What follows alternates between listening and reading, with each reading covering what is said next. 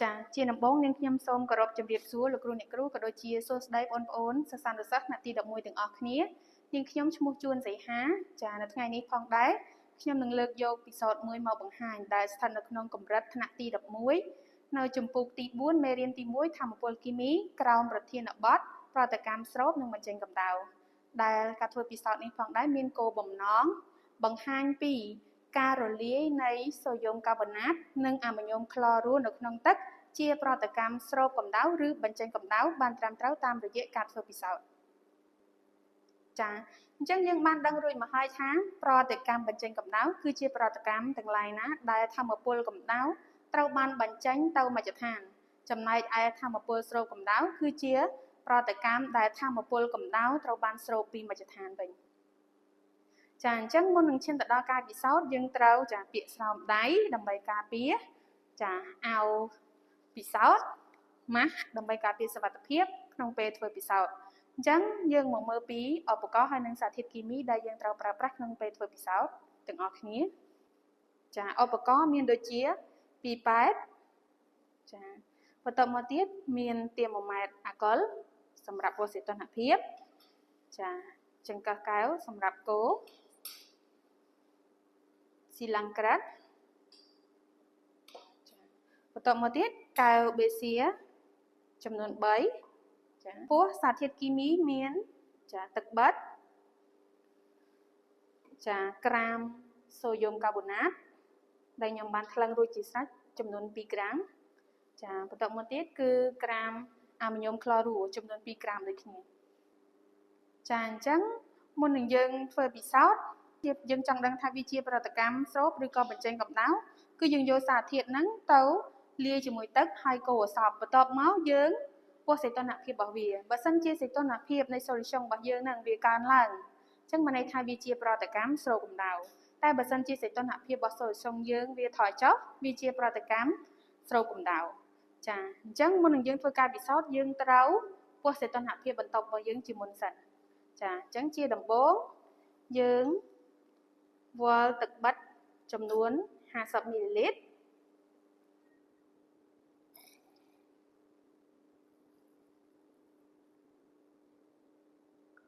ចាតោះមកយើងដាក់ក្នុងកែវបេសៀ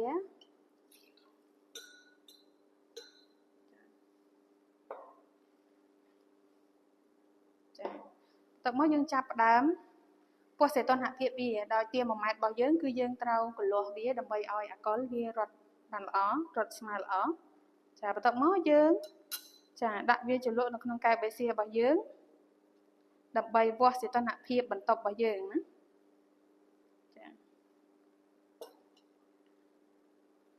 ចាអញ្ចឹងឃើញថាសីតុណ្ហភាពបន្ទប់របស់យើងគឺ23អង្សាសេ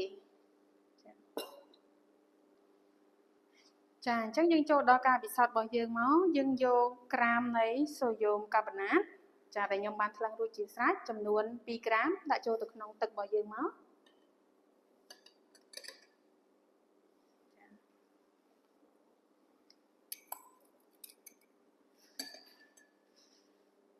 ចា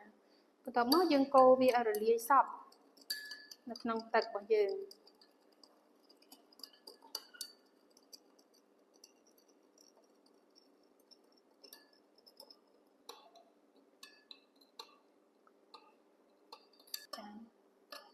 ចាបន្ទាប់ពីវារលាយអស់ហើយយើងចាប់ផ្ដើមធ្វើការ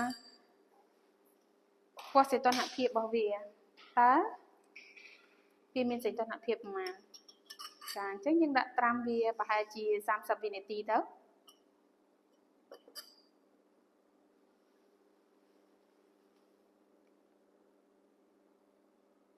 ចាអញ្ចឹងឃើញថា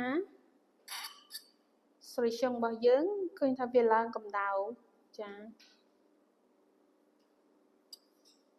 វាឡើងកម្ដៅដល់ទៅ25អង្សាសេចា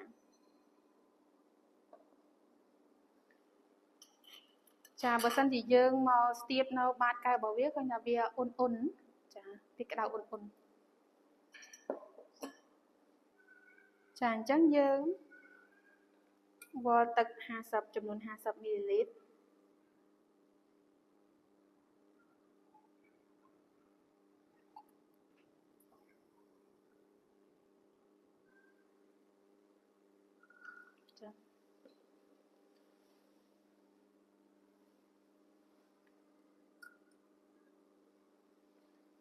ចាយើងបោះទឹក50 ml យើងចាក់ចូលទៅក្នុងកែវបេសៀថ្មីមួយផ្សេងទៀត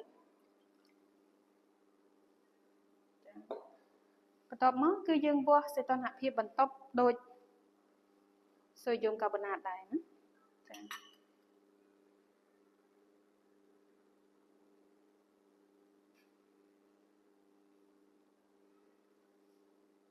ចាអញ្ចឹងឃើញថាសីតុណ្ហភាពបន្ទប់គឺដូចមុនដែរគឺ23អង្សាសេបន្ទាប់មកគឺយើងចាក់ក្រាមអាម៉ាញ៉ូមក្លូរូរបស់យើងចូលទៅក្នុងទឹកចាគឺហើយយើងកូរវាឲ្យរលាយសព្វសិនចាំយើងវាស់សីតុណ្ហភាពរបស់វាចាឃើញថាវារលាយអស់ហើយបន្ទាប់មកគឺយើងវាស់សីតុណ្ហភាពរបស់វាណា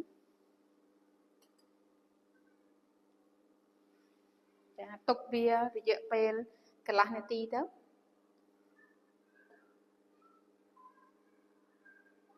ចា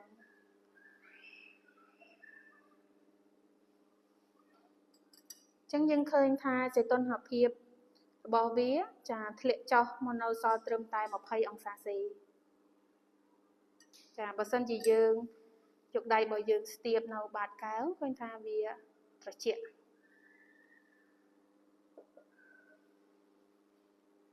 ចាអញ្ចឹងឃើញថាការពិសោធន៍របស់នាងខ្ញុំបានឈានមកដល់ទីបញ្ចប់ចាជាចុងក្រោយខ្ញុំសូមអរគុណដល់លោកគ្រូអ្នកគ្រូក៏ដូចជាសិស្សានុសិស្សដែលបានតាមដានទស្សនាការពិសោធន៍របស់ខ្ញុំតាំងពីដើមរហូតដល់ចប់សូមអរគុណ